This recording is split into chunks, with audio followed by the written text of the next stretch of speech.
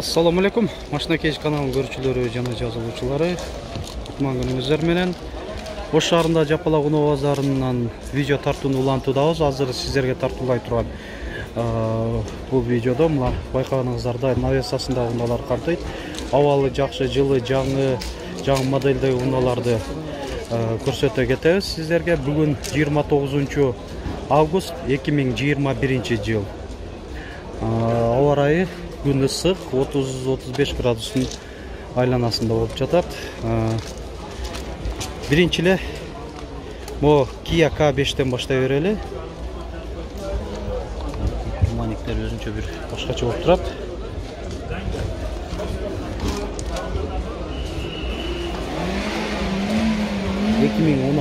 Объему 2, коробка автомат. Бензин $12,500.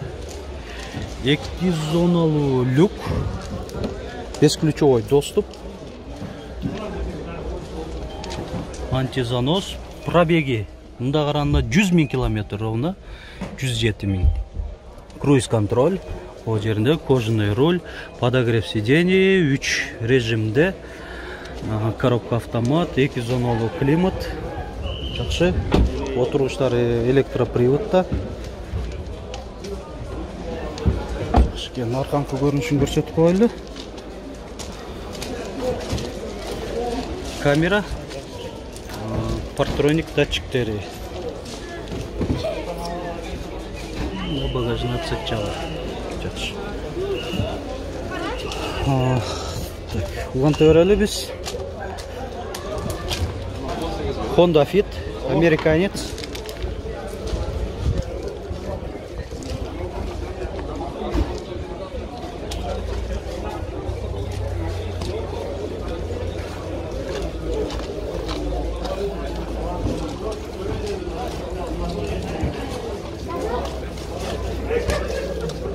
Так, мына жагы экен. Коробка автомат 2011, кыймылдаткыч көлөмү 1.5. Айтылыш баасы $8,500. Hyundai Avanta 5.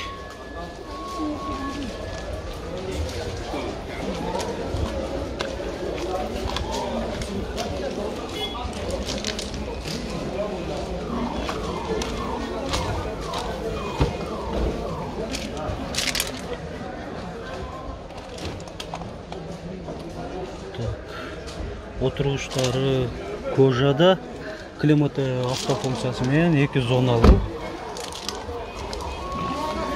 2014, объему 1.6. Бензинби же газбы? Бензин экен.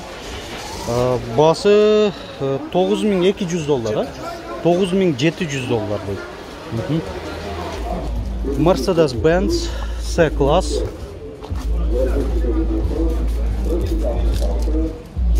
$204 кузовда. 2011, кыймылдаткычтын көлөмү 1.8, коробка автомат $10,000.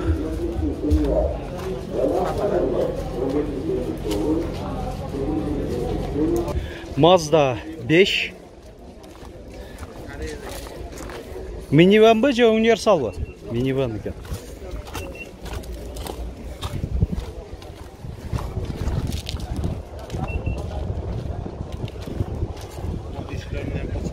$2009, объему 2, коробка автомат. Так, 7 орунду. Электрогүзгүлөр. Так, бул жакта ошол эшиктерин ачат экен. Эки тарабынан тең мындай электроприводто ачылат, жакшы. Мультируль, круиз контроль, штаттын өзүнүн монитору, бул жакта ошо картанын навигациясы менен, климаты автофункциясы менен 1 зоналуу. Отуруштарында жылытуу системасы 1 режимде. Ошо менин оюмча ошол навигациясын башкарат экен. Айдоочуда подлокотник бар. Бирок салонунда жакшы, таза. Баасы канча болду эми? $9,500. Кайсыл жактан келди? Европаданбы? Европа. Honda Jazz. Жаба бамперлеринде дөңгөлөктөрү жайкы, ушундай коюлган дистерде. 2007, кыймылдаткычтын көлөмү 1.5, газ, бензин, газ жабдыгы да бар экен да. Коробка вариатор. Жакшы газ болсо. Дагы да үнөмдүү жүрөт. Өзү дегизде эле бензинди эң арз саптаган унаалардын бири болуп эсептелинет. Комплектациясына кайрылалы, жакшы эле окшойт. 4 айнектен электро көтөрүштү, электро күзгүлөр менен кошо, жана бул жагында складывание дагы бар. Корректировка фар, рулю кожа, так, климат автофункциясы менен бир зоналуу, монитор, пионер, камера заднего вида дагы бар дейт ээси. Жакшы, комплектация жакшы. Пробегин айтыңызчы, канча көрсөтүп атты? 169 000 километр. Баасын канча дедиңиз? $7,700. $7,700. Сигнализация да бар окшойт, а? Бар. Жакшы. Chevrolet Spark 2010, объему 1, коробка механика.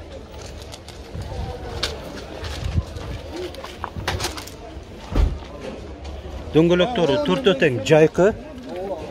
Алдыңкы айнектери электро көтөргүчтүү. Айдоочуда жана алдыңкы жүргүнчүдө коопсуздук жазыгы бар, кондиционер, печка. Айтылыш баасы 420 000 сом. Так, колос канча болуп атат экен? 280. Deo колос. 2002, коробка автомат. Кыймылдаткычтын көлөмү 1.4, 280 000 сом. 4 айнектен электро көтөргүчтүү, мультируль. Айдоочуда подлокотник бар. Kia K5. 2017, объему 2, газ.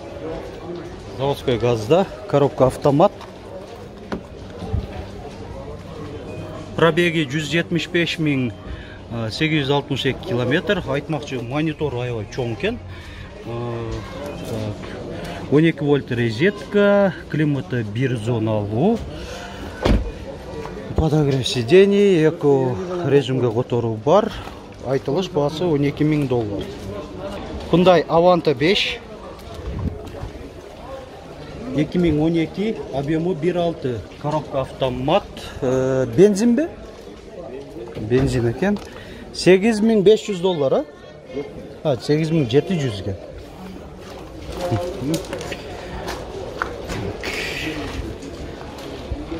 Жана ушунун жанында дагы бир Avanta 5. Кара түстө экен. Силер канчада отасыңар? 9,5 000. Бунда люк бар. Газ бу, бензин бе? Бензин. Мультируль, круиз контроль менен, антизанос, чындап эле максималдуу комплектацияда экен. Уна 210 экен же 210 климатта экен. Подогрев менен кошо вентиляция дагы бар отуруштарында. Жакшы, монитор бар. Өткөн жылы келген дейт. Эми маалымат кагазын көрсөтөйүн. 2014, кыймылдаткычтын көлөмү 1.6.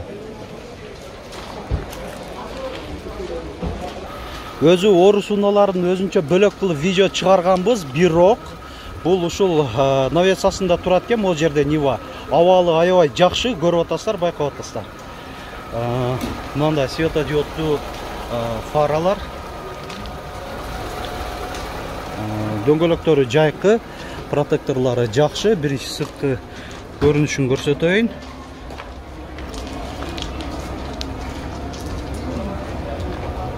Стоптору да светодиоддуу. Мында багажник.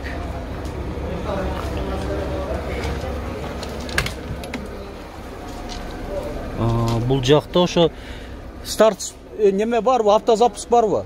Автозапуск менен кошо сигнализация. Пробеги 128 000 километр. Алдыңкы айнектер өзү электро көтөргүчтө, электро күзгүлөр. Отургучтарында жылытуу системасы бар экен, кондиционер жок. Так. Гидравлика бар, а? Кондиционер барбы? Что-то көрбөдүм го? 2015, объему 1.7. Телефон номері. Басы қанша болды? 8.000 доллар. Кондиционер бар екен. Мына урматтуу көрүүчүлөр, мо кардын сүрөтү болуп турган ушу кондиционерди жандырат. Бар екен.